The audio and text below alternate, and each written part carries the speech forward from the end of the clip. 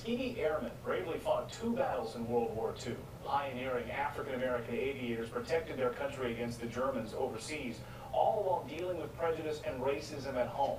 It's all in the new film Red Tails, and also in Fox's own War Stories. Joining us now is a host of War Stories, Colonel Oliver North. The special airs tomorrow at 3 p.m. Colonel, great to see you. Nice to see you this morning. Clayton, great to be with you. I'll tell you, this is a great story, and I had the wonderful opportunity in interviewing the heroes that actually did change history. These are the youngsters, as you pointed out, had to not only take on a deadly adversary, the Nazi Air Force, Hitler's Luftwaffe over Europe, they also had to fight an insidious adversary, racism, prejudice, bias against them. And it all started with an experiment at a place called Tuskegee University.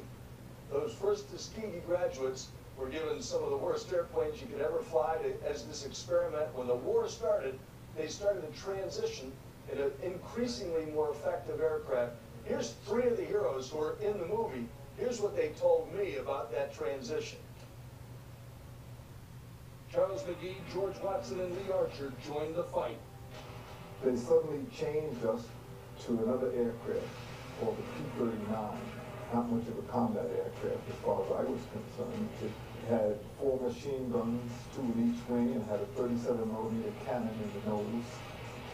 And the engine was behind you. You crashed the airplane, the engine would fall on you, the gas tanks would spill gas and you'd burn. It was a terrible airplane. It wasn't good for air-to-air combat. So they were transferred in 39 to P-47 for escort. 47 capabilities.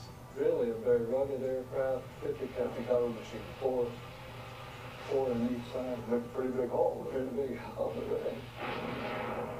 It sounds like humble guys, too. But you talk about this really, these guys are pioneers and really set the stage for your career later, 25 years later at the Naval Academy. How so? Absolutely. One of my classmates, roommates, shipmates from my company, Frank Simmons, would be unlikely to be even admitted to the Naval Academy had it not been for what these remarkable young Americans achieved.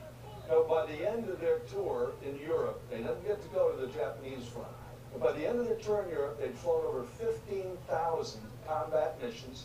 They shot down over 250 German aircraft, and they didn't lose a single bomber that they were escorting. It's a remarkable record. That red tail was something every bomber crew wanted to see as they launched their missions over Germany. And perhaps an untold story, too, about D-Day, a remarkable moment in world history, of course, and the assault on the beaches of Normandy. We talk so much about Point du Hoc, right, and the assault of the Rangers up that sheer cliffside. But what was happening prior in the morning mist that morning as those red tails were flying over and pounding and softening those Normandy targets, right? By then they had the P-51s, probably the most formidable aircraft, single-engine aircraft that we had in the war. And of course, they were a key element in making sure that you could suppress the fire on the beaches before the 29th Infantry Division had to assault that beach. Had it not been, again, for those remarkable aviators, it might have turned out a whole lot different on Omaha Beach. Unbelievable. War Stories will air tomorrow. It's called the Red Tails, the Saga of the Tuskegee Airmen, tomorrow at 3 p.m. It's snowy outside. It's nasty. Grab a cup of coffee, sit on the couch, and watch this. A great piece of history. Colonel Oliver, great to see you as always. Great to be with you, Clayton. Thank you. You bet. Coming up on the show, as the people head to the polls.